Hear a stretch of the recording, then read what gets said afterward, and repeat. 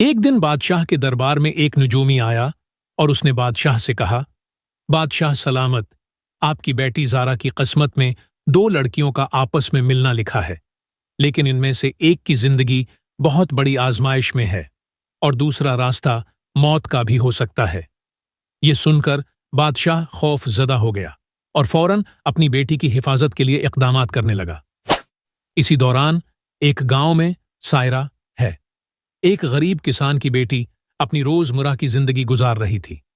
اسے کیا معلوم تھا کہ اس کی تقدیر کسی بادشاہی خاندان سے جڑنے والی ہے، یا پھر وہی آزمائش اس کے راستے میں آنے والی ہے جس کا ذکر نجومی نے کیا تھا۔ ایک دن زارا شاہی محل سے نکل کر شکار کے دوران گم ہو گئی اور سیدھا سائرہ کے گاؤں پہنچ گئی۔ دونوں لڑکیوں کے درمیان ایک عجیب سی دوستی پروان چڑھنے لگی، لیکن یہ دوستی دراصل اس پیشین گوئی کی پہلی علامت تھی۔